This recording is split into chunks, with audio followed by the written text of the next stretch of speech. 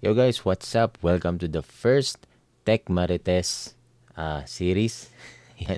Yan natin Tech Marites kasi nakikiano lang tayo, nakikihalubilo lang tayo sa mga latest na ilalabas or nilabas na pero hindi pa natin nasusubukan ng mga PC gaming gears, peripherals like mouse, keyboards. So, umpisa natin ngayon. Right. So ito guys, kalalabas lang ng Glorious. Talagang sinurprise tayo ng Glorious ano.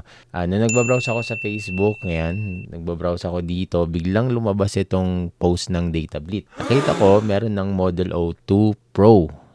Immediately after that, tinignan ko kaagad eh. Nalula ako sa presyo, 6,450. Nung nakita ko naman yung specs, yan, 8K, 4K, ano ba, may RGB sa wheel, parang nung dati lang din. And then, nagiba na raw yung coating, then mas nag-improve yung weight. But it's the same shape and size ng Model O nang wala yung mga honeycomb. So, and then nakita ko tong post na to from Glorious. Nirepost ng Rotobox dito sa Twitter or sa X. Yan. A glorious new chapter is about to unfold and we want you to be a part of it. So, ito, medyo nagulat ako dito eh. So, surprise pala yan. I think nag-usap-usap ang mga tech reviewers or mga brand, mga dealers, mga authorized dealers, authorized sellers na sabay-sabay magpo-post. Kaya, yan, surprise talaga. So, ito yung Model O2 Pro. Yan, without the honeycomb. Kasi yung last may honeycomb. May butas-butas pa. Yan. Parang ito lang yung instruction, no? Pero basing it sa video, parang medium to large siya na size. No? Parang nung last time din, mga original Model O and Model D. So, ito yung parang unboxing nila. Yan. Meron ng 4K, meron ng 8K. Okay. And then, so yan. Sa mga hindi pa nakakita, sa mga Glorious fan dito or sa mga matagal nang gumagamit ng Glorious tapos biglang ayaw nyo na mag-Glorious kasi sobrang daming brands na nagsilabasan na mas mura.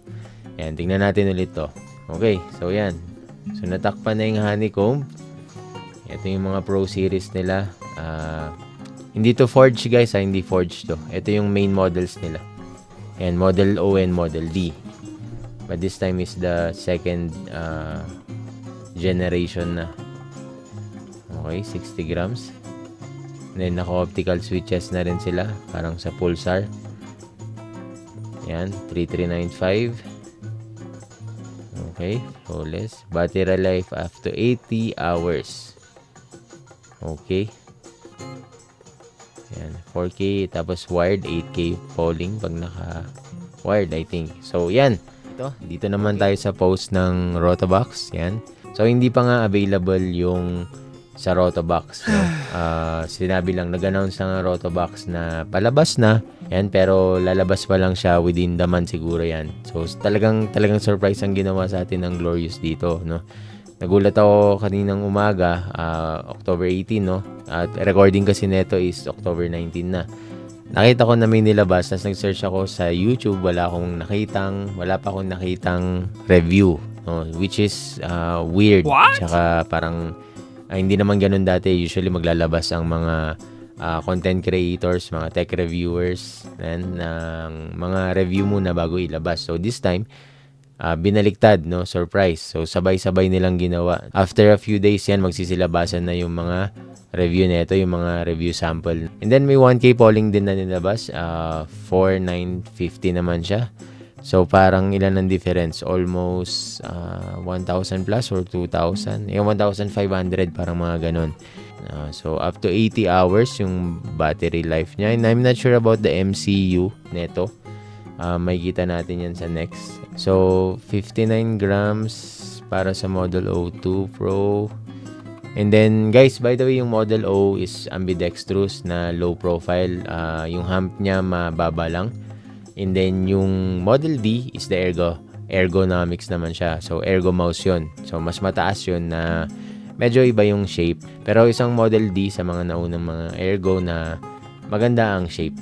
100 million clicks yung switches niya, and I think hindi ko lang alam kung anong klaseng switches to. Baka parehas sa Pulsar na naman to na hindi maganda yung implementation ng optical switches. 80 hours ang 4K. Wow, impressive yun ah.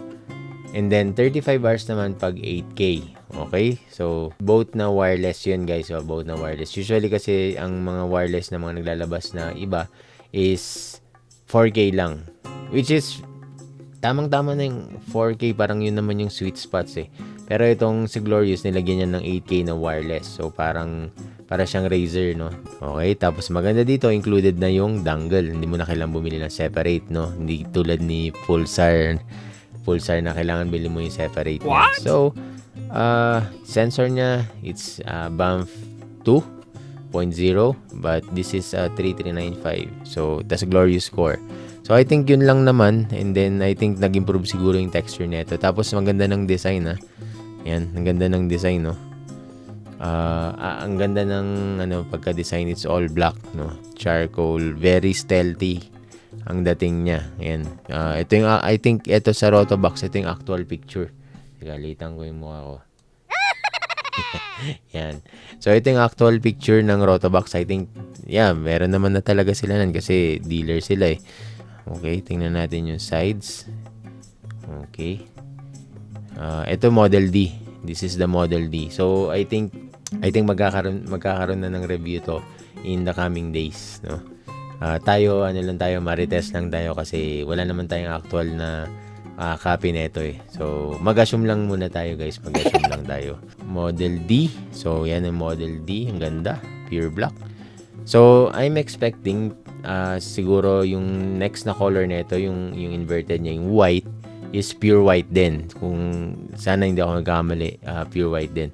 So, ibig sabihin, neto, good news, baka maitsapuera na naman dito ang mga Glorious Forge na mouse. So, expect natin na bababa yan. Sa mga Glorious Forge, ang na-try ko is yung Series 1 Pro, yung maliit na shape nila, maliit na ambidextrous shape, pero sobrang ganda sa fingertip grip yun. So, isa sa favorite ko na pang fingertip mouse yun. So, ito available na guys sa Data Blitz, meron na sila. Wala pa lang sila sa Shopee, pero pag nahanap ko sa Shopee, ilalagay ko na lang dito sa description and sa comment. Yan, check nyo na lang doon para direct link na kayo para kung gusto nyo bilhin ng S-Pay, ng hulugan, mabibili nyo yan. Pero pag nag-direct kayo, pag nag-direct kayo sa Rotobox, yan, okay din. Kasi makaka-discount pa kayo ng konti pag direct sa kanila binili. So yun lang guys, magpo-post ako ulit ng video, ng review video kung sakali man na magkaroon tayo ng mga units nito soon, no? Who knows?